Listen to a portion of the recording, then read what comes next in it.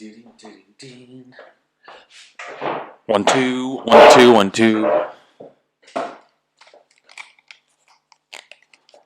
Yes, yes.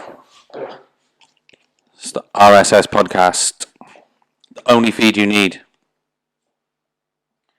The only feed you need.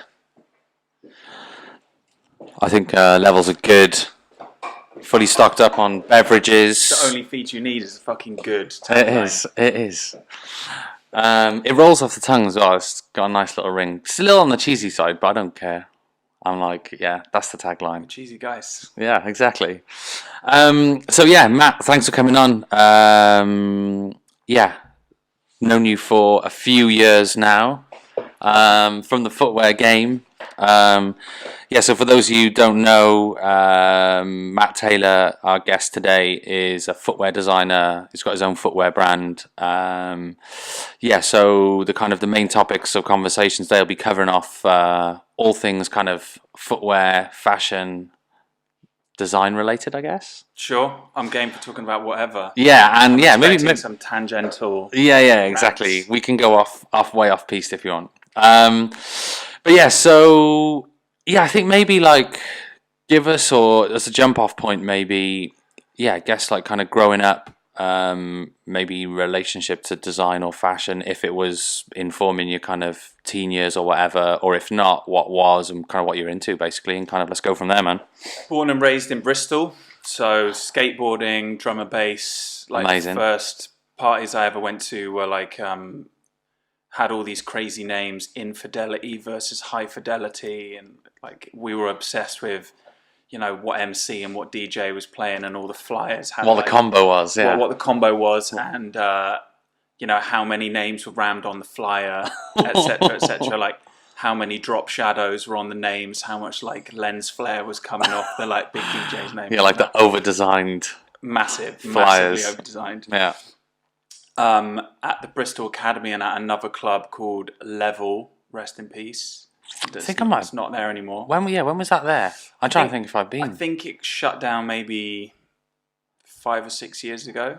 Yeah, I feel like I must have gone there as a kid, like not as like a late teen, kind of like travelling from Cardiff to Bristol for obvious reasons, because Cardiff didn't really stack up, and Bristol was kind of repping for drum and bass in a big way, I guess. Just for getting mashed Yeah. in a big way. I think that was actually the issue with Level. Is I think there was some unfortunate incident there and somebody passed away. And they closed it down for that reason. Yeah. There's no surviving that. In a club that's operating that irresponsibly. I think it was like not. It was not. I think it was an altercation, and then something. Okay. Yeah. And then obviously skateboarding, another massive part of. Yeah. It's like the Bristolian dream is to be, you know, a graffiti writing, scratch DJ, skateboarding, drum and bass MC. All of it rolled into one. Yeah. No, it's so true though, because there's a lot of that kind of culture rooted in Bristol, definitely. Yeah, that's so funny. Just all of it rolled into one. All of it rolled into one, and I totally took that for granted when I was a kid. Yeah. Because I didn't really know anything else. I hadn't been out partying anywhere else. We used to go on skate trips to other cities sometimes, but didn't really spend enough time in another city to know about how that culture of that city would compare to somewhere like Bristol. Yeah. And it's just always has been and still is a place that has its own thing going on. It has its own like. Yeah, it's mad. Like outside of south of the UK, or south of Birmingham, like outside of London, it's really like, I mean, obviously you've got like other spots, but it's really the other like kind of big city that's kind of comparable to London, I guess. Yeah, and don't get me wrong, I'm not chatting shit about any other town in the south of the UK. Yeah. But I just had I have a different level of appreciation for what that had as a place growing up now, as I did back then, because back then I just kind of took it for granted that all of this stuff was happening around. Like one of my friend's brothers did the door on this club called Nocturne, which was like I later found out was like owned by the Massive Attack guys. So we used to go in there when we were definitely illegitimate drinking age. Right. Surrounded by all these amazing people that we had no idea who they were. Banksy. Yeah, we were just in there, just being little idiots, Yeah. trying to get free drinks and just trying to Hustling a weekend. just being stupid. And looking back at that now, I'm like, damn, that was awesome. Yeah, it was quite a lot of super cool. good stuff that was going on. Yeah, I guess because it was like sort of early 2000s, or maybe it was earlier. Ronnie Size was kind of blowing up, and that whole New Forms album kind of like New Forms. I was listening to that literally it's- yesterday. Oh, really? If I've got something to do in a short space of time, Yeah. it's New Forms. Dash it in. Absolute go-to. Audio inspiration. Let's go. It's the biggest Let's Go album I think I've ever listened to. It's just like from there's like a 30-second intro, Yeah. and then Let's Go all the way to the end. Yeah. It's such a good album. Yeah, I mean, I kind of I was sort of viewing some of that from Cardiff, I guess. And then when I was old enough to obviously to kind of making the short pilgrimage. But yeah, I mean, so vast, so wildly different, and like culturally rich, I guess, in terms of all of those things that you kind of mentioned, even with like the skateboarding, like, and obviously like the 50/50 store, and that's run by, is it Danny Wainwright? Danny Wainwright, yeah. Has he got the world record for? He did have, yeah. Ah, okay. He entered the tallest ollie. Reese Forbes okay. highest ollie challenge. Yeah. Which I think Reese Forbes was like widely tipped to win because he had a massive ollie at the time. Yeah. And they kind of set up this challenge that I've subsequently heard Reese Forbes telling the story that like they set up this huge thing around him where everyone kind of, all the challengers came from across the world and like tried to, defeat him as if he already held the record. Yeah. And Wainwright kind of walked away with it. Smashed it. So he's like another icon. legendary Bristol figure.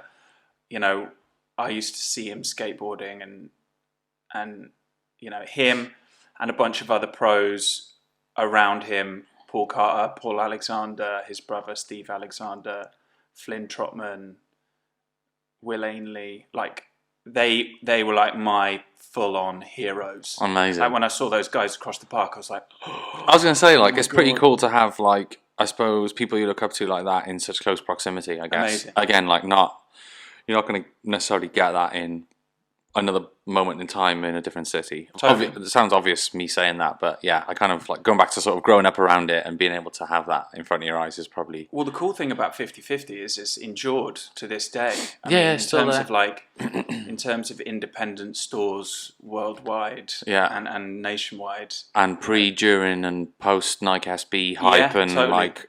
It's lasted. Yeah, sort of not pre-corporatization of skateboarding, because I don't want to put that out there, but just like in terms of the brands... Go on, put it out there. The brands Talk your shit, man. Come on.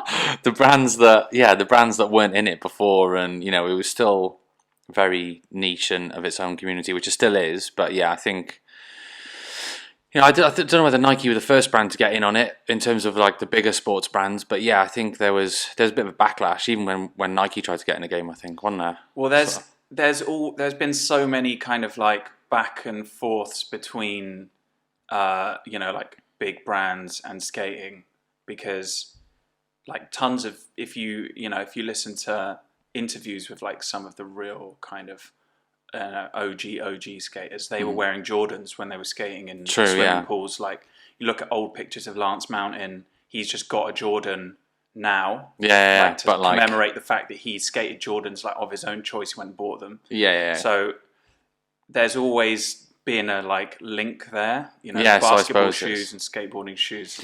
Same with Puma suede. Yeah, Puma suede as well. Yeah. So yeah, I suppose legitimately some brands have got a natural or authentic connection to it. But yeah, I mean, there's obviously brands like Addy that kind of got in on the game quickly after. New Balance more recently. Yeah. Numeric. Yeah, the New Balance Numeric range. But this is like springboarding quite early into a fascinating conversation. Exactly. Between skateboarding and commerce is like one of the most. You can call it commerce, or you can call it fashion, or you can call it corporate, or however you term it. However you want to term it. The relationship between those things is so interesting. Where the line is between like your you're trying to buy into a subculture or buy out a subculture, and that's one side of the fence, and the other side of the fence is where you're putting loads of money in and you're supporting key people within the industry, and you're enabling skaters to go on more trips and get more footage, etc., enabling them to like have great houses and have great lives. But then, out the other side of that is not everyone gets that. Not everyone gets that. And, a cynical person could say that, maybe a large sports brand gets more from skateboarding in terms of like brand equity kudos and affiliation than the other way around, or maybe not. But it's a really it's murky waters. It's a never ending subject, and even like going into skateboarding and fashion now, I think is one of the most kind of, it's like more split than it's ever been. Like more divisive. I remember like you might get in some trouble if you came out skating in like Nikes and a tracksuit or something. Yeah. Like someone might say something to you, and it might lead. Yeah, like somewhere. Where's your skate? Where's your skate tee and your denim, basically? Yeah, like the people. I mean, it sounds ridiculous to say, but it's true. A bunch of people turned up in tracksuits. Yeah. Everyone was like, okay, what do these guys want? Yeah. Like, hanging around the places we skate. That was just there's trouble. Like sports and wear. Skate was so different. Like I know the word kook gets thrown around, like the guy at the skate spot who's doing the thing he shouldn't be doing. Yeah. But you would have been classed as a kook if you came out skating in your sportswear, in Nike. Yeah, you would for sure. But times change. Yeah. And I don't think that was a good way of looking at it. Yeah. But now you've got kids like, I mean, like fair enough, it's mostly Instagram edits that I see this on. Yeah. You've got kids skating in Gucci, skating in Off-White, Yeah, I think the whole like doing tray flips in Balenciaga Triple S. So they're like they're skaters and they're embracing that thing. Yeah, that means that the tide's changed, hasn't it? With the actual the scene or with the people. Totally. Like, so it's kind of fed. And from the position of a skateboarder, you can disagree with fashion brands taking influence from skateboarding, and from a personal standpoint, I just think it's funny and like cringe when you see someone who's like totally not got any idea about it. Yeah. I saw someone selling this like custom Chanel skateboard and he had the trucks on the wrong way around, which I just thought was a funny. Just an epic fail. That's a great example of how it just gets ridiculous and goes wrong. Yeah. And so there is this kind of like idea within skating that you shouldn't, outsiders come in and take our, culture. The protectiveness. And it's a protective thing. But then also you go to the skate park and all the kids are wearing the stuff that, you know, from the brands that are, doing, that are potentially doing that thing. So it's just become a real blurred line, a real mishmash. And I guess there's always going to be, like, as generations evolve, the newer or the younger generation doesn't always, but will want to put its own stamp on things versus the older generation. So they're going to want to do something different anyway. And like, as that kind of just sort of grows and follows, it's naturally going to change and evolve, isn't it? Yeah. And the only opportunity that I had to flex with my new shoes was going to the skate park. We didn't have Instagram or didn't have Facebook or didn't have any opportunities to show everyone, like, check out my new. Yeah, like a showboating thing. But whereas, if you got like a £1,000 outfit on, you can go to the skate park and get a few clips, and probably quite a lot of people are going to look at it. Yeah, it's true. Yeah, it's funny. I mean, like you said, like, kind of, we didn't have those tools growing up, so it's just natural. There's always going to be like a difference of opinion, right, in terms of what that generation that's got all these tools is going to understand or want to do with them, basically. Yeah, and I think it boils down to that as well. It's not just corporate versus creative. It's different older generation versus younger generation, purist versus novice or someone who's just getting into it. It's like a push and pull and there's a lot of different things on both sides of it. Yeah, there's always that kind of, and again, as it grows, you're always going to get the extremes are going to get further apart as something grows, right? And you're going to get people screwing trucks on the wrong way around, stuff like that, because they're on the literally haven't got a foggiest as what's going on. I mean, there's a great there's a great Instagram called, I think it's either called "You Didn't Skate That" or "You Haven't Skated That," and it's just all the commercials that you've ever seen of like awkwardly placed skateboards in like fashion advertorial. So good. And it is amazing. Yeah. It's hilarious. Like when you see it done badly, it is it's entertaining. Absolutely hilarious. One for the heads. Yeah. But like from my personal point of view, you've just got to laugh at it. If you think it's ridiculous and you know that it's ridiculous because you come from that place, then just like laugh at it. Enjoy the entertainment. And enjoy it if it's bad. Enjoy it if it's good, and that's the only way. Yeah, because I mean, it's tricky because you do want to protect things that you care about through like natural instinct, and whether that is skateboarding or whatever it is you're into. But yeah, there needs to be a line because like not. I don't know. I can't think of any examples, but not embracing change doesn't always work out. Does that have any? Is there any parallels for you in music? Have you seen any parts of music? To a certain degree, but like mainly from like the ballroom culture and stuff like that. And obviously, we booked a lot of the DJs from that scene over here as like straight white dudes that just loved the music. They wanted to kind of put it in a club setting in the UK, which worked really well. And a lot of them have kind of, have kind of developed off the back of it, which is amazing. But then, like, some of the current, like, I suppose gatekeepers on the music side, I've only heard snippets, like, just as we've just chatted in the past. And I will get Mike Q on the podcast along with various other people in the future so they can talk about it. But, like, they've had it quite a lot. And, they already had it before where, like, I don't know, like Madonna did, like, that Vogue track. And even though, like, those people from Ballroom Associated, I think I've seen it from the outside, but where, people are trying to protect stuff. And, I don't know, producers will come along and use sounds from that and tag something as that on SoundCloud, which isn't that. Where just because it's gotten trendy and people have jumped on a sound. And got you. So it's kind of happened. So basically, I think it's established and known that the correct way to do it is to pay homage to the 100%. original thing. And I think that's when people, and rightfully so, get their nose bent out of shape, is when people do things paying no respect and paying no homage to the original. Yeah, exactly. Or like not giving anyone a shout out or not being.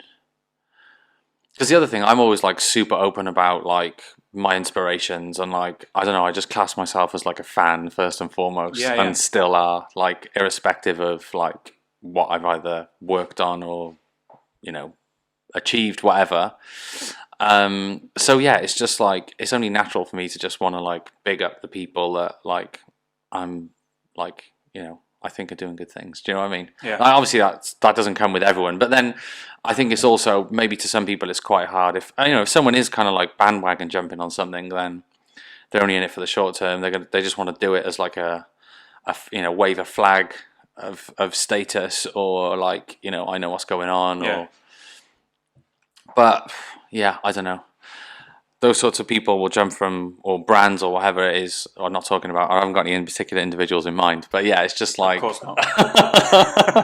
But yeah, it's just like, I think those people will come and go, and the people that are always into things, and I'm sure you've experienced this with skateboarding, is that like, you're always probably going to be into it, and, you're not going to take your eye off it, and you'll see people come and go, or probably have, like I have with music, and like I'm still here trying to like push the same things, and I'm into the same things.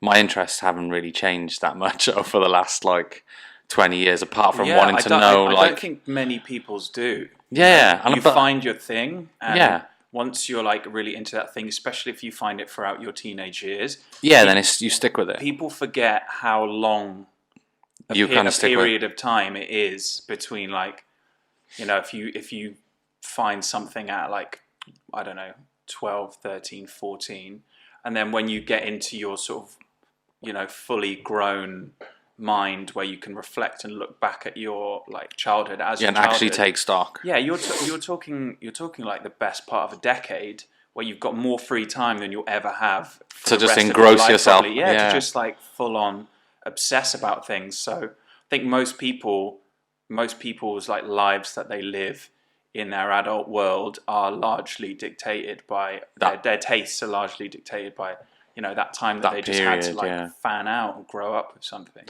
That said, though, I think there's also like I was speaking with someone the other day, and they were saying that, like, I think, and obviously it does naturally as you kind of get older, if you do certain things that minimize the amount of time that you have for things, but I think people also think that those interests that you have when you're that young, though, I think some people think that you have to like give them up to become an adult. Yeah, don't like that. No, I don't like that either, and that's not how I'm going to approach my life. But I think there is also that as well, because I also think back at those times and maybe look at friends that were into things I thought were as obsessively as me, but like they're not still involved in them now.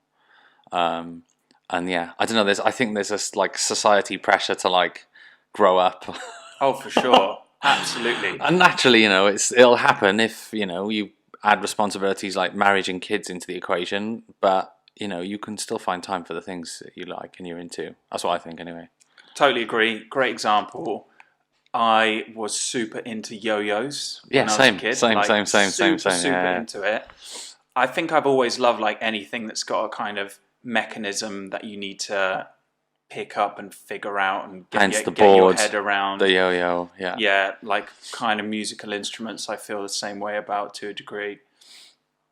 And I can't tell you the amount of times that I've been rinsed for having a yo-yo in my house.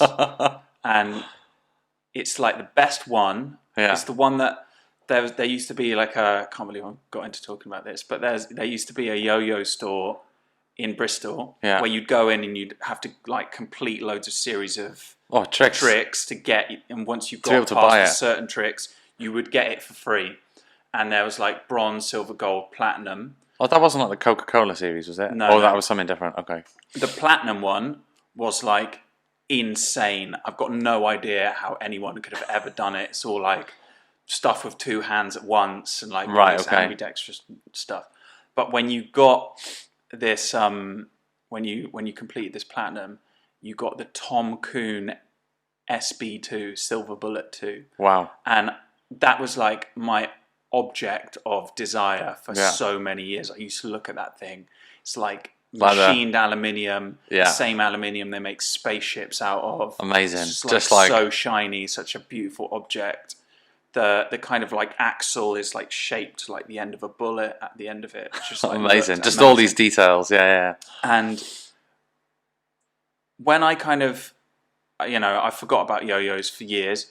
And then I think I used to live in Camden when I first moved to London. I walked past a shop that sold yo-yos, and I was like, just started like remembering all of it. It's all started do you flooding sell this back. one? Do you sell that one? Do you get this one? Do you get? And I was like, what about this one? Instantly, what twigged in my mind was like, I definitely did not have the money to buy that then. Yeah. I might have the money to buy that now. Yeah. And like fulfilling my childhood dream, like if it costs what, like £100, whatever, I'm gonna there you go. That's it. I'm gonna do it. Student loan gone. Yeah. There you go. So they didn't have it, and I went home and Googled it, and it was £100, and I bought it. Is that for the platinum? Yeah, for the platinum one, for the Tom Coon SB2, and I started reading more into it. It's developed by a guy who's a dentist. No way. Who's just obsessed with yo-yos. Wow, he thinks that yo-yos have this this kind of like mechanism to finding inner peace and happiness, kind of like a meditation type thing. Like a when tool. When you're doing it, you're basically distracting your mind from everything else, and that's like really therapeutic. Yeah. Yada yada. He's got all of these philosophies about it.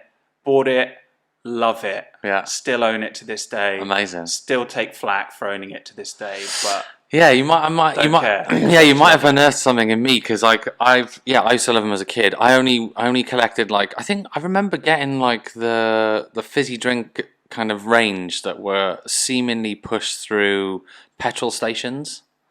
I'm pretty sure that's how I used to get them when I was growing up. We're And there just was talking about big brands buying into subcultures or what? yeah, exactly. That's how I got into it, I guess.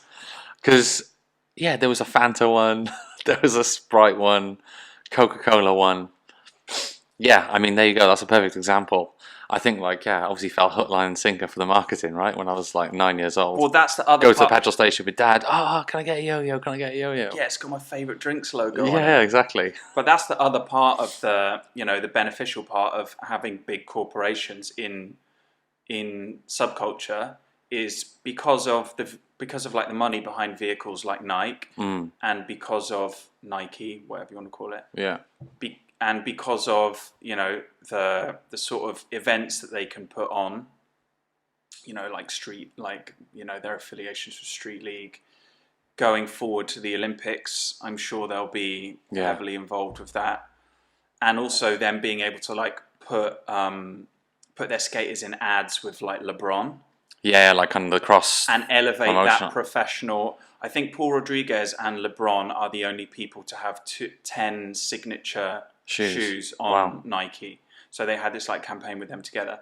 But the like ultimate result of that is probably thousands and thousands and thousands more people knew about skateboarding or perceived skateboarding in a different way than they ever would have if Nike they weren't involved. In it. So that's like another kind of there is side another of the equation. Yeah, there are benefits to it, definitely.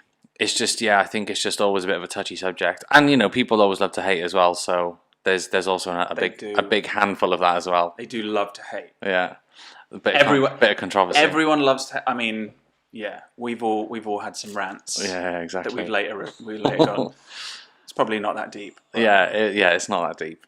And we kind of jumped straight into everything, but let's go back a bit to I suppose kind of obviously we talked about the growing up bit, but I suppose your connection with design, obviously the whole yo-yo thing, the way you passionately described the yo-yo is clear in terms of looking at details, looking at objects. So did you talk us a bit about your design schooling then, I guess, and kind of your relationship to design and why and how you got into that and why you made those choices, I guess. So pertinent to mention 50/50 and going back to that. Yeah. Skateboarding also got me into buying shoes often. Yeah. Because they were getting wrecked. If you skate all the time, your skate shoes don't last like any time at all. So I had my little like paper round money or whatever I was like hustling on the side, and I would or whatever I could like prize from my parents as like early birthday present or whatever it was. Yeah. And so I'd go to 50/50 and I'd be like, right, which one's next? So like first shoe I ever bought in there was the DC Stevie Williams, which was actually the first, it was like one of the first skate shoes that looked like a sneaker. Ah, cool. It was like one of the first kind of, taking cues from like basketball shoes and running shoes to like incorporate them into a skate shoe. And it was grey and yellow and pretty leery, but was awesome. Yeah. I loved him as a skater, and that was when I realized that like you can put something on and it like gives you a feeling. Like I felt like I could do different things in those tricks. shoes. Compared to like, and that was, I think when you talk about design, and especially when you talk about wearable design and fashion, a lot of it is that's why people buy things. It's the feeling, because they like put them on and they're like branding. Yeah. They're like they have this kind of intangible, whatever the word is, feeling that I am now capable of doing this, or I'm now perceived in this way. Or it's funny the psychology behind the marketing that's that's unlocked that in your mind, essentially. Yeah. I mean, mind that obviously then it triggers to your body, right? Because obviously it's a feeling, but I mean, in the case of skateboarding, it's quite literal because you can watch someone in the video doing those tricks in those shoes, and then you go out and you're like, right, I'm just gonna be Stevie Williams, and I'm gonna be able to do all this stuff like easy. Or is that just the power of the sort of like younger mind? Potentially as well. Where you've got like because I think as you get older, there's a it's easier to like put barriers in your own way of thinking that you can't do something. But I think when you're younger, you have a lot less of those. Yeah. Because obviously you're still like you're going around, you're experimenting, you're learning, you're finding out what you like. So maybe that's another. Also, in something like skateboarding, which is such a big, like so much of it is mental. Your attitude and your belief of whether you can do something is so much a big part of whether you can actually do it. Yeah, because you need to be able to commit to executing something. Which you need to be able to visualize it. You need to be able to like feel like you can do it. You need to be able to see the way your body's going to move and everything. Yeah. So that was like a real eye-opener to get a shoe that makes you feel a certain way. Then every time I trash my shoes and go back and get some new shoes, I would just think, okay, like what are these ones going to do that those ones don't? Are these ones going to last longer? Are they going to be like, more responsive? Do I like the look of these ones better? I used to have another friend, I'm goofy and he's regular. We used to buy 3 pairs of shoes, and I'd have 2 right feet and he'd have 2 left feet. It's like a good economic way of amazing. So when you like get rid of trash the right one super quick, just slip the new one on, and they're basically the same. Amazing. Also, that's a good tactic. I mean, it's just like it's not really design, but it kind of is. At that point, I was like, this is an interesting idea. If you wear out one of your shoes like 5 times faster than the other one, could you buy 2 rights and 1 left? Is that a legit idea? Nobody's doing it, so I guess it's not. But it's I can team up. It's with a someone. solution to a problem. And then I got a pair of DC Josh Kalis 2, and that was like one of the first shoes that I bought that had like a real hard marketing push behind it. There was like posters everywhere. There was a part that came out with it. All the all the advertising was like really on point for the time. And that was the first shoe that I remember that people were like, oh, you got those, man, they're wicked, like I wish I bought those because they don't have them anymore. Oh really? So that sort of where'd you get those thing? I never got that really with Nikes. Sure. Or sort of collectible sneakers. I got it with skate shoes first. But it was interesting to also understand the sort of value and the feeling of wearing something that is coveted by other people. That's another kind of element to it. Another element to it. That's another facet to it. And that all of this was happening whilst and I understand what it was in retrospect, but at the time I didn't feel like I'm getting super into shoes and I really want to be a shoe designer. It was just something, it was just growing and kind of coming quite naturally. Exactly. So when did you study design at uni then? I went to I did Art Foundation in Bath, which was like a kind of intro springboard to go into whatever course that you want to do. Still then didn't think about shoe design. I wanted to do fine art at St. Martin's. I went there, they showed me a box, like a white box. It's like, you get this wall, he gets that wall, and you'll see a tutor like once every 6 weeks, and then your project's due at the end. And I was like, what? Like already quite aware of the financial implication of moving to London and going to university. I was like, what? I'm going like X grand in the hole for to sit in a white box and chat to someone once every 6 weeks. Just felt a little bit weird. And one of the other courses I applied for was shoe design course at Cordwainers, which until I looked at the list, I had no idea that something like that even existed. Yeah, But I had to put 3 down, so I was like, I'm gonna go and check that out for sure. Amazing. And I went in there, and the campus down there, just by Old Street, it's like a huge old school, just full of machines. Amazing. Is that where they've still got like a mini sort of production line? Yeah. I mean, it's probably the most equipped shoe facility, in Greater London. I would imagine, because they, machinery to do specific things in shoes costs tons of money. It takes a lot of technical upkeep, and if you don't need the machines, you don't use them, you don't buy them. Like if you're New Balance, or your Walsh.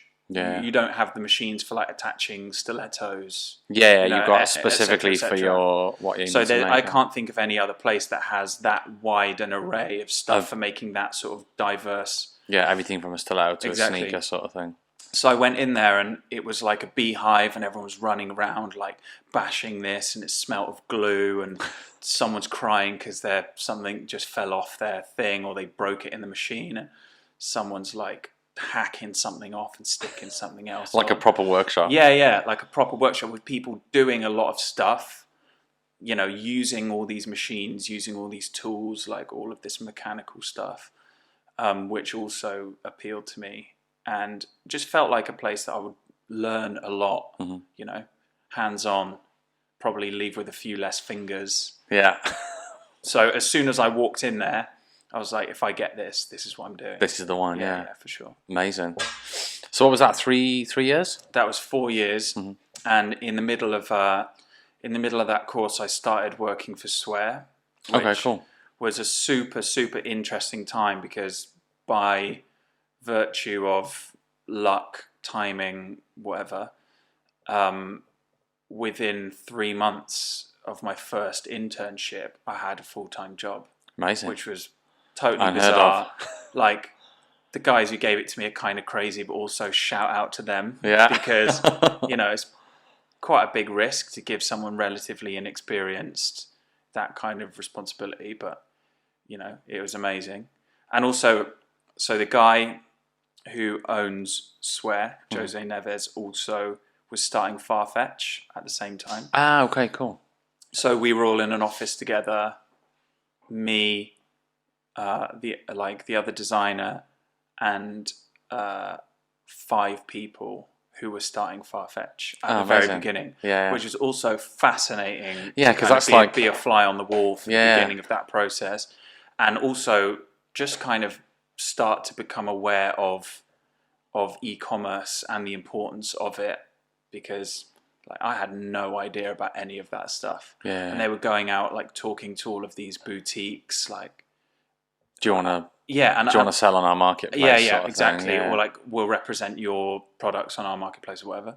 But, they were going and talking to shops that I just hadn't heard of. And I was like, damn, Society Anonyme in Florence. I need to go there and have a look at that. It sounds wicked. Yeah. And, talking about all of these destination independence, and that kind of opened up my view in terms of outside of skateboarding sort of thing. Outside of everything. I kind of had put down skateboarding a little bit at that point, because I didn't know any skaters when I came to London. Yeah. I had a board. I would ride around and skate on my own every now and again, but then I got into a bunch of other stuff, so it kind of got sidelined for a little bit.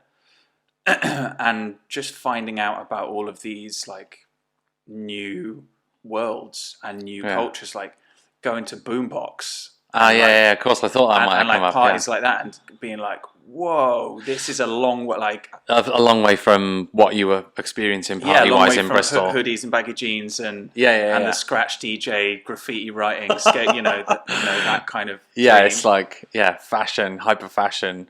Yeah, it came up on one of the other podcasts with another artist and producer called Josh Cafe. But yeah, I mean, I was viewing the whole Boombox thing blowing up, but I was still in Wales at that point. But I would religiously check the photos from the night. Yeah, from Dirty Dirty Dancing. Yeah, which is one of the was that Alistair McClellan's website? Photographer. And yeah, just fascinated by Shout out what to him, by the way, for having some retouching algorithm that just made everyone look amazing. everyone looked buff. Yeah, so good. Yeah, and the amount of photos, like hundreds of photos every Monday would go up and would basically document, kind of the Sunday night debauchery of the London kind of like fashion scene, I guess, like Gareth Pugh. It was and just all sorts of like crazy people in there. Yeah. You know, just like Kylie Minogue. just be like Yeah, chatting to someone and be like, "What does he do?" It's like, "Oh, he's a pimp." You're like, "All right, Yeah. okay, cool." Like Yeah, on fine. to the next. Yeah, you know? yeah. Just like from all different walks of life, all different walks of society, all different preferences, just like thrown in a room together. Just Yeah, that was like a for kind the of love of the the vibe. Yeah. That felt like it was a proper kind of moment because it ran for quite a few years, I think, didn't it? Yeah, it did, And yeah. then there was a big thing when it kind of ended, I guess. And yeah, with the whole like, the trans people on the door and the kind of strict door policy. Yeah, the door policy. Yeah, it's kind of proper old school, but in a good way, but kind of typically sort of fashion and just like exclusive, I guess. And that became part of like what it was about as well. Yeah, exclusive for people who are like Tourists. yeah, I think. Do you know what I think? No matter what the door policy, if they saw you turn up like 3 or 4 weeks in a row, like you really wanted to come in, they would let you in. Yeah. Because that's what they were. It's this kind of. It's for the people who really love it. Yeah, rather than just someone who just wants to come in to get a photo. Or Yeah, just to or like who's just like wandering around ogle at Hoxton a celebrity. Square and Yeah, exactly. But so how long were you going there for then? Or was that kind of because did it close? Probably like a year. Like I probably caught the last year or two of that. I think in Hoxton Bar and Grill. Yeah. Mental Sunday night party. Mental Sunday night party, and this is that's just like another facet of how my sort of perception of the world was just being pulled in all different directions. From obviously like anchored in who I am and the stuff that I was into, but coming to a place like London, at any time, not just at that time and at that age, and just like throwing yourself into all of these things, you're just like learning about so much. Yeah, like a so rapid rate. quick. Yeah. And all of these kind of little, these little cliques and these little subcultures and events and businesses and brands and groups of people. It was like every 15 minutes, you're like having a conversation with someone that opens a door into a whole new world that you never knew anything about. Yeah. So that was just, super exciting.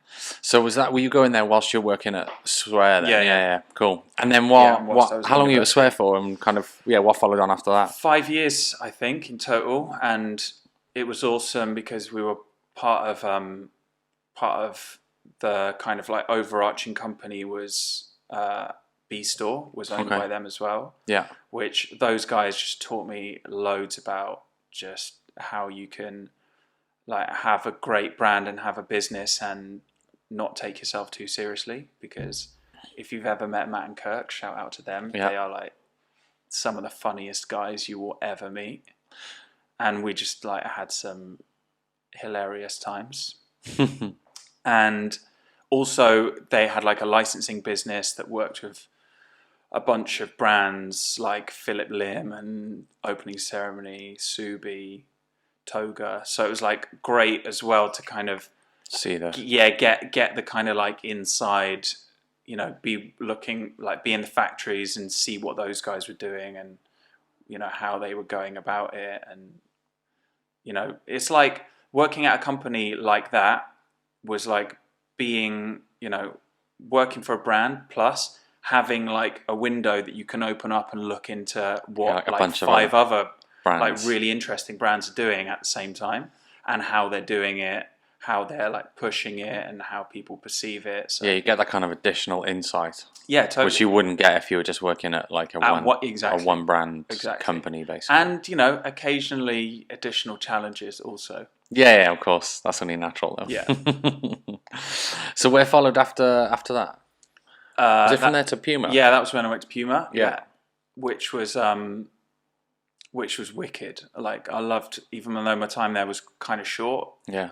Really liked it. Coming from a small business to going to work at a place like that was, it was like all the things that I didn't have. Yeah. That I really wanted, that were my frustrations about working with a small company, were just answered. Yeah, it was like, okay, that's not an issue here. Yeah, not an issue. I remember in my first week being in the office, like, it would be great if this wall was just like a massive pinboard, because we're always trying to find places to put things up and look at them and talk about them together. And like came in 2 days later, the whole wall was a pinboard, and I was like, yes, that's what I'm talking about. That's like in the in the previous iteration, I would have been down Leyland buying a bunch of cork tiles and gluing them to the wall. You know what I mean? Doing it yourself, yeah. So it was just cool to like be in a place where you didn't have to do everything at once. Everyone was like, you do this, and you're good at that, so you concentrate on that. Yeah, more focused kind of day to day in what you were doing, sort of thing. Yeah. And then obviously after Puma was Paul Smith, was it? So yeah, tell us a bit about that. Mate, Paul is an absolute legend. Yeah. He is like, I never understood to this day how he remembered every single person's name. Really? In the building. For him, yeah. I don't know whether like he's got an earpiece and someone's feeding it into him, like so and so's coming in and their names are blah blah blah blah blah, so you don't. But like, I think one of the greatest achievements that he's managed to do is like be personable at a mass level, at a big level. Because like everyone feels like they know him. Yeah. And if you saw him and you started chatting to him, you'd get the same treatment. Yeah. You'd get the same treatment. But yeah, like, he's done it at he's done it at scale. Yeah. Like everyone feels like they know him, and everyone kind of does know him because he is like how he. Feels quite like he's quite open and quite down to earth. Very much so. And I went to what was the exhibition? I can't even remember which gallery it was at. At the Design Museum. Yeah. I think did we all go just before we all moved on from Puma? Yeah.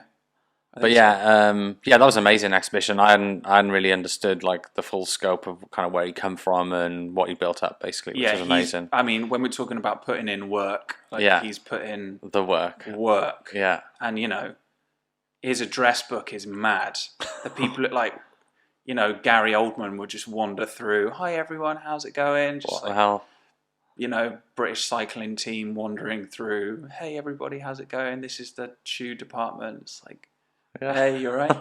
Alex Ferguson's in there having a drink with him, and like it's just his network is is crazy, varied, and he's like was living through the 60s and all of this mad time, rock and roll and kind of psychedelia and all that kind of stuff.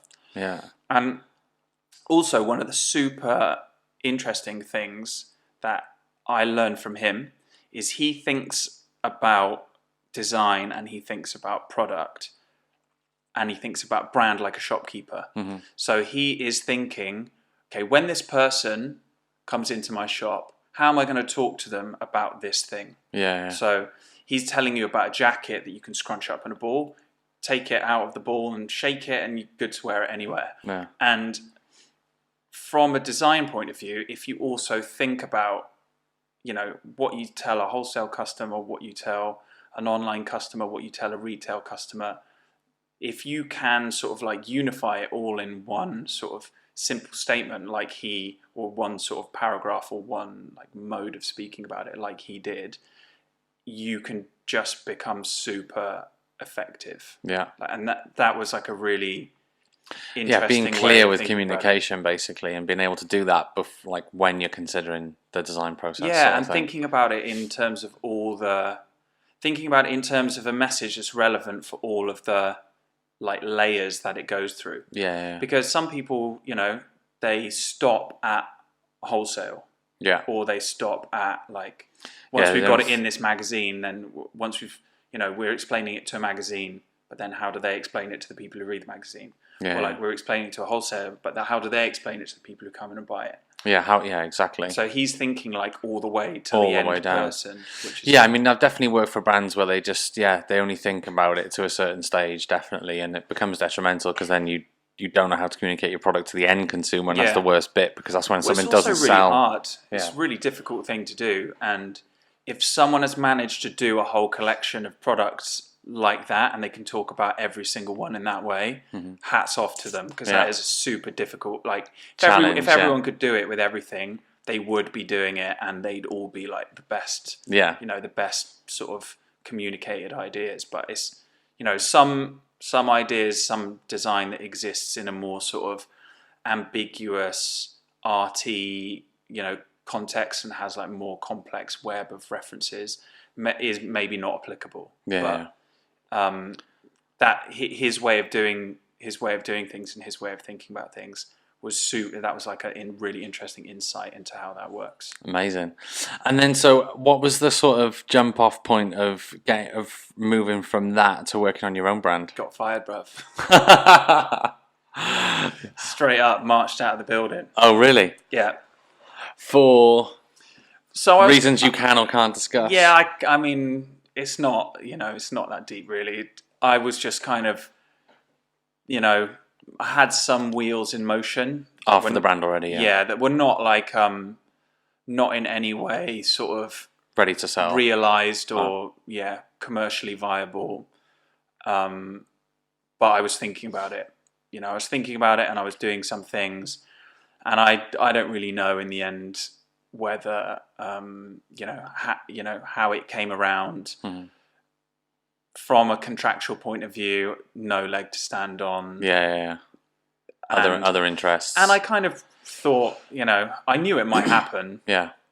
Just because that's the risk you run, right? And when you've got non-competes, and unfortunately, like when you work for big brands, as much as you like to think that they're, willing to foster your creativity, and they want you to be happy and fulfilled. Ultimately, like, they're a business, they've got their bottom line to worry about. If they're paying you, they want X in return. Anything that you're doing is going to jeopardize that, then they're going to put their interests ahead of yours. And that's like, learn that. Nothing fairer than that. Learn that the hard way. And then that was, so after that happened, it was like, okay, well, I guess hand was forced. I guess this is it. So so I suppose before we go into that bit and talk about the sort of more recent journey, just maybe tell us about the inception of the brand, a bit behind the name, and kind of I suppose the thought process and how you arrived at where you are now, basically. So I guess, and what came first? Was it like the sort of brand name and the concept, or was it like the product and then the kind of name came afterwards, or like how? What was the sort of? It was all just like a web of everything, really. Because I think when anybody starts their own thing, it's not like a. It's not a ready formed product. Ding, I'm going to do that. It's like, well, I know I like this, and I know I'm into this, and I know I'm into that, and how do I, pull all these things together and make it make sense to me, at least, or to whoever's doing it, as like a cohesive company or brand presentation, whatever it is. So I guess everything that we've talked about up to this point is the inception of it. Yeah, of course. You have like you sort of spend a lifetime of like, I don't know, references to kind of pour into like a personal project, I guess. Isn't it? Yeah. And when it was just like that. It was like all of these elements that exist kind of quite uniquely, because like, what does the mechanics of audio equipment have to do with skate shoes? Not a lot.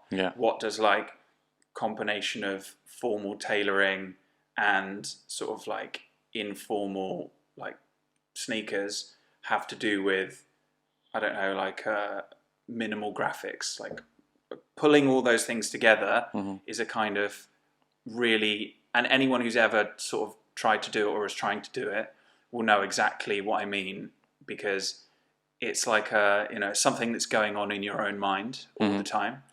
So, and I don't think it's a process that ever really ends, because figuring out what you like, if you're a creative person, figuring out what you want your output to be is kind of a never-ending pursuit. Never-ending pursuit, never-ending question. So it's like being somewhere in the mix of all of the things that come and together at once. Without sounding corny, it's like it's more about the process.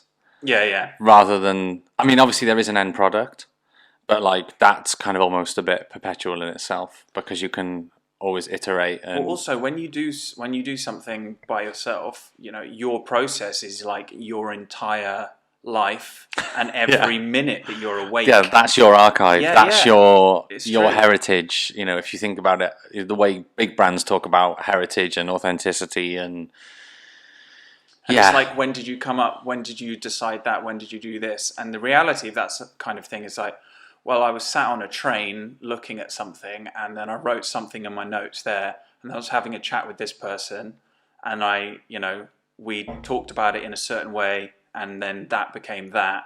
So it's all of these like fragments of your, day to day.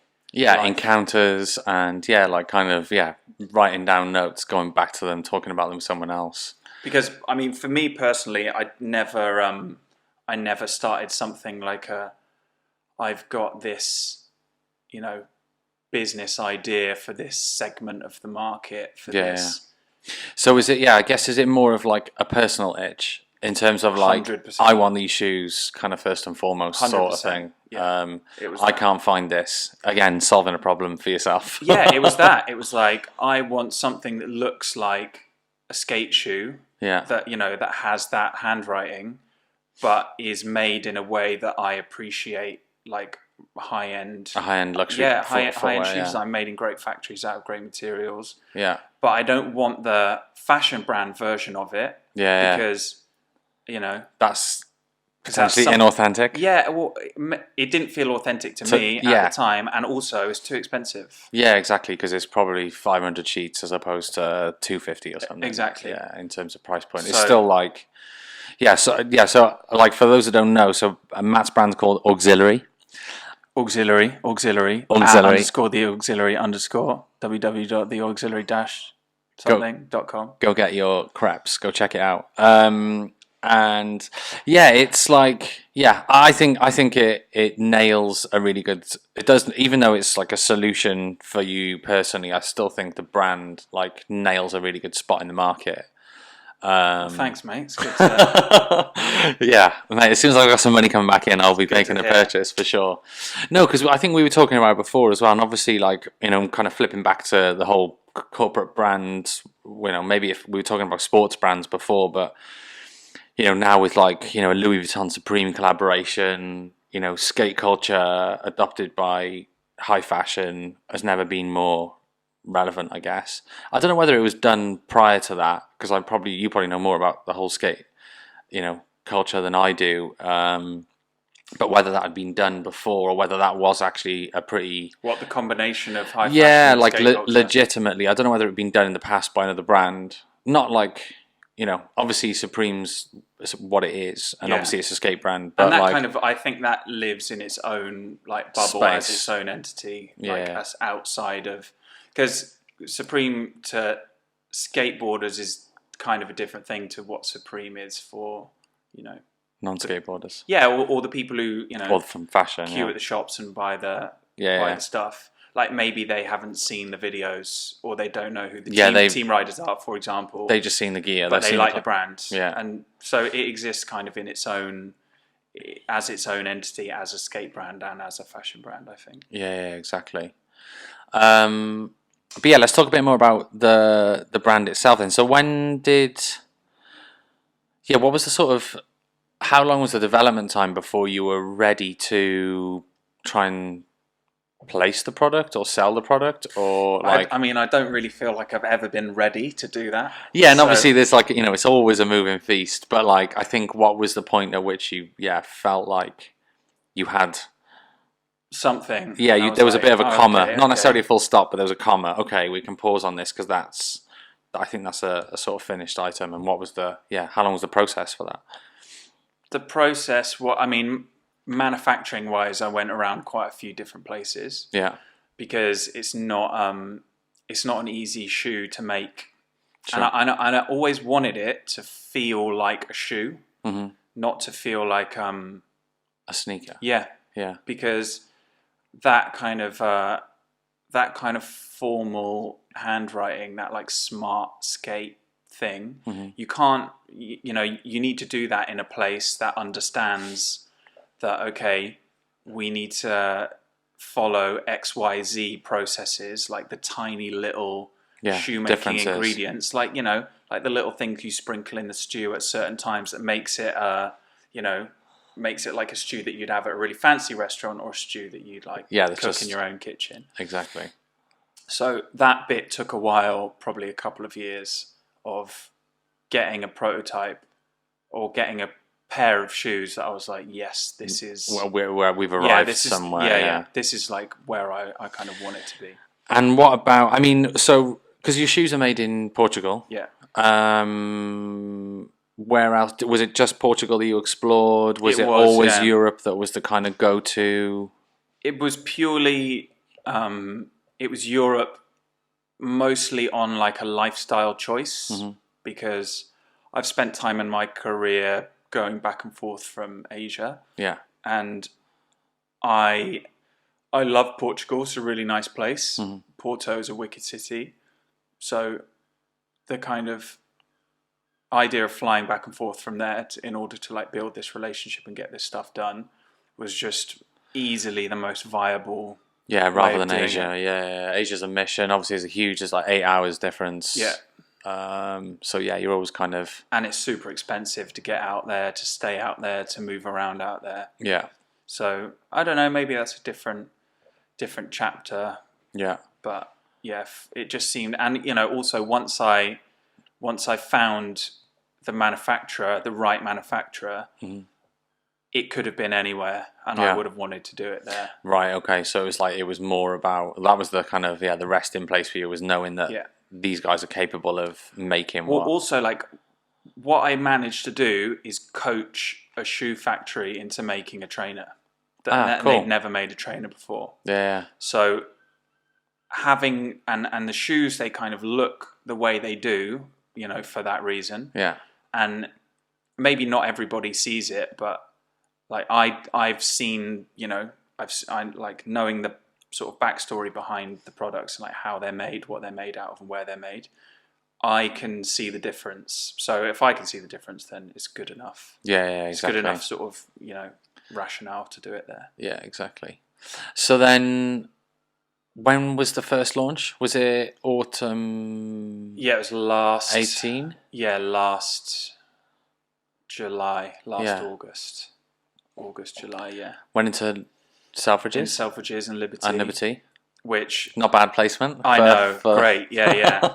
And you know, it's quite funny because when you start something, you don't know really what the reception is going to be like. You've got no idea. You've got no idea. So to have support from stores that are like of that caliber is kind of amazing. You know, it's encouraging. It's good. It's a good start. Yeah. So, what's like kind of next for the brand then? And obviously, you're continuing seasonally.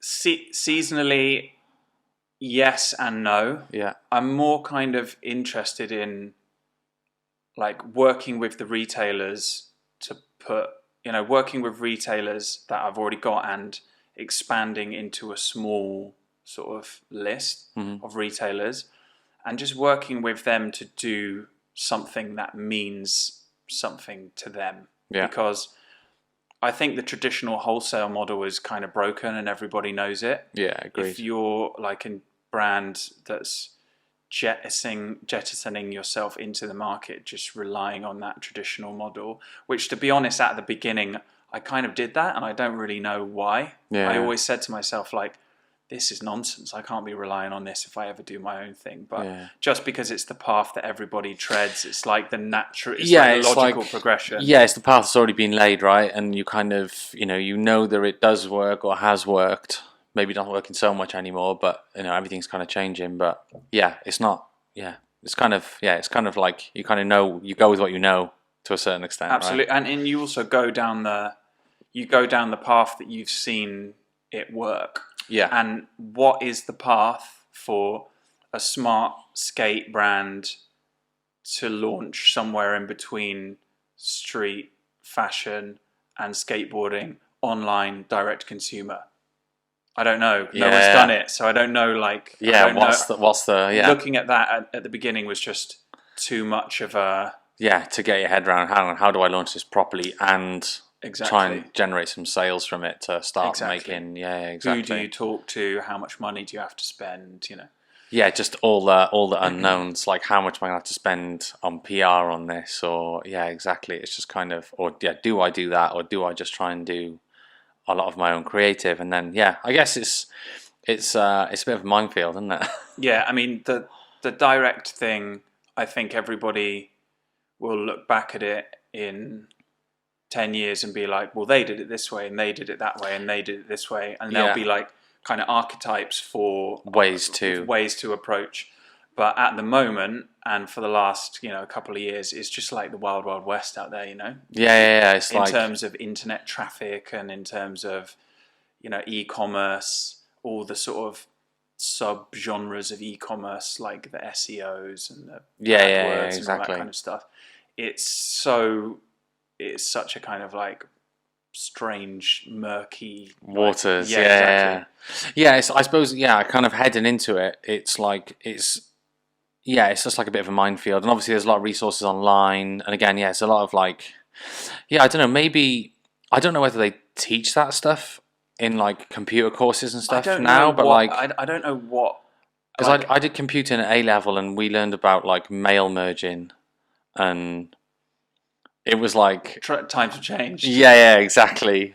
But also, in order to teach somebody, you need to say, well, I need to learn about this. Yeah. How do you even know necessarily what you need to learn about? And, every brand and every business is so different. And they all have different customers that need to be talked to and reached in different ways. So I don't think that there's any kind of like blanket sort of solution or approach. Like, you could spend 6 months learning about something that transpires to have absolutely zero benefit to what you're doing. Yeah, and exactly. That could and probably has happened. Yeah. So in that regard, it kind of reminds me of, like, I tried to learn HTML once upon a time. Yeah. Didn't go very well. Just because I spent months just like learning about, okay, and this is how you do this thing. Do it, and then it's like, oh, okay, well, that's not what I wanted to do, so I need to go and learn something else.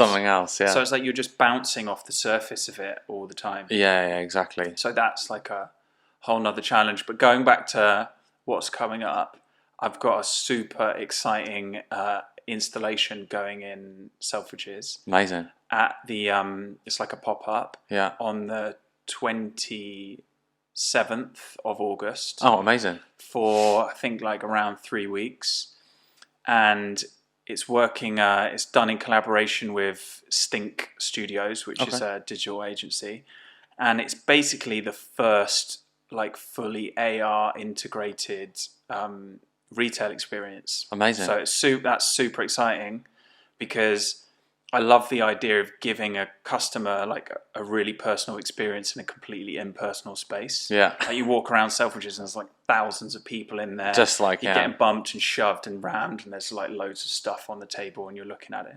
But if you take your phone out and you point it at the table, it will the table will like completely transform in front of your eyes, and you'll be taken on this augmented reality journey where you can walk around and look at it like you're looking at something completely wild that is amazing, definitely not happening in front of you. Yeah. So that's something that I just think is wild, because people, don't get that imaginative with retail these days. No, they don't. I think there's, I mean, it's amazing that you're doing that, and I think that's definitely like the way forward in terms of, or at least like an experimentation of using the technology that's out there. Because even like, and not every store needs to go that way, but I can't think of what opened up in the last year or two in Soho, but I don't know, just kind of thought that if someone's going to open a new store now and they've got a load of money and, they're going to invest in something that's going to be, I don't know, potentially groundbreaking in some way, that they would, that I feel like I feel like I'm ready to see more. Yeah. But I feel like it's not happening. And maybe it's just because of the market, and maybe people just don't want to invest in something they don't know, and all those sorts of like preservation's about maybe spending a lot of money on things, but that maybe don't necessarily always quantify back as a return. But like, people need to be pushing the envelope forward with stuff like that. I think definitely. I agree, and people need to, people need to be excited when they're in a shop. And and there's so many different ways that you can. Like, I would love it. I would love it if even somebody didn't buy the shoes, but just went in and was like, "Damn, that's really like cool." Like, I saw something today that was struck like a chord really, with somebody, really interesting, and I found it in a place where I didn't expect to find anything like that. Yeah, I guess it'll feel like it's more of a surprise as well, because it's you weren't expecting it, sort of thing. Amazing. Anything else coming up? Do you want to talk about with the brand, or that you can talk about? So you've just finished kind of selling spring, spring 20. Exactly. So all of this collection's in stores now, online now. So that was the new shoe that you've launched for spring 19, which is the skate model, right? Yeah, anti-skate. Yeah, the anti-skate. Tell us a bit more about the model itself, because I'm a massive fan of the model. The anti-skate is also like a culmination of everything that we've been talking about up to this point. It's kind of, I saw a lot of skate references in fashion shoes. I saw a lot of skaters wearing fashion to skate in, but kind of also skaters simultaneously like rejecting the idea of a fashion skate shoe. Exactly. Yeah. So I came up with the anti-skate, which is a fashion skate shoe, which is like a love letter to all of my favorite skate shoes, from the like little curves and the textures to obviously the stash pocket in the tongue. Yeah, big look from the old like Circa Musca models.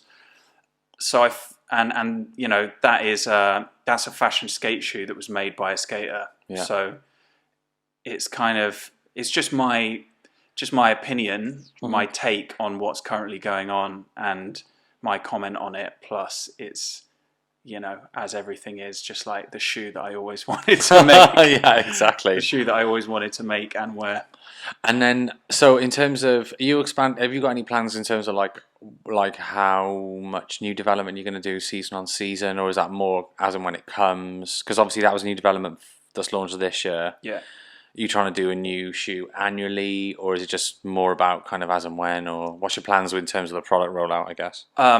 Doing more. If you can talk about it. Doing more formal stuff. Okay, cool. I've got a Derby and a Chelsea, which is kind of the same identity, same handwriting, same ethos. It's like the shoe that you'd put on with your Dickies when you're not, when you want to look a little bit smarter. More smarter, yeah. Because all of the people who were into this stuff have grown up a little bit now. Some's just still like the same stuff. Some have got into other things and like refined taste or different tastes along the way. So I feel, as a reference, skateboarding is a very different thing now to what it was 20 years ago. Because, you look around and like skaters are everywhere doing everything. Like Spike Jonze is a great example. Yeah.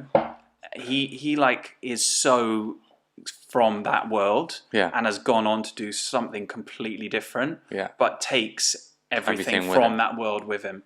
So I feel like there's just a lot of, there's a lot of people out there like that, and that's kind of, even, with the formal stuff, that's who I'm trying to cater to. Amazing.